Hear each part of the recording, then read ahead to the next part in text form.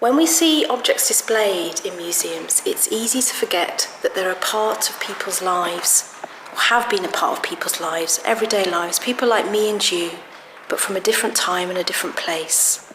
The Collective Conversations project gives people an opportunity to go behind the scenes of the museum and have a look at the collection that's held in store, and especially to handle the objects, have a look at them up close, to feel their weight, look at the texture, and the way that they might have been constructed and used, and to think about the meanings and the life that those objects may suggest. I'm now in one of the museum's storerooms. We have over 4 million objects in storage, because actually only a small fraction of the collection is on display. Opening up the collection to the public is very important, because you have the right to come and see what's here, to experience it, to engage with it. And this is actually proven to be a really vibrant and powerful experience for people. It's really important that people come in to talk about our objects. We need to find out what people know about them, because we don't know everything. We may only know a part of the story. And we also don't know everything people can get out of seeing them, and the feelings and ideas the objects might trigger off in people.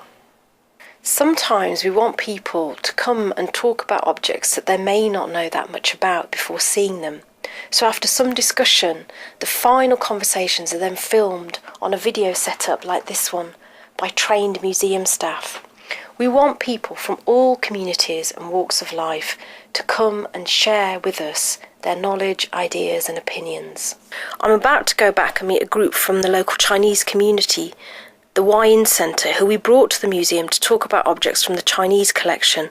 What they told us and the questions they asked were often new to us and really helped to bring those objects to life.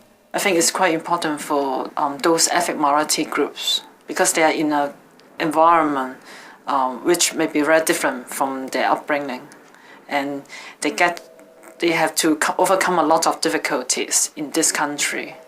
So when they see something that remind them of maybe their childhood, or remind them of their ancestors, then as we said, the cultural connection is very important. I think part of the museum's role is to help to engage the communities, and engage not just maybe the older generation, but everyone, no matter whether they are from other countries or whether they are local people. So it just engage everyone and connect people together. Yeah. One of the group from the Inware is just pointed at. You do see people sometimes who would just pass by objects, and they might look at, say, for example, a violin with one string. They just look at it, fascinating, and they move on. But that object had a history and had traditions and had a lot of rich life and knowledge around it.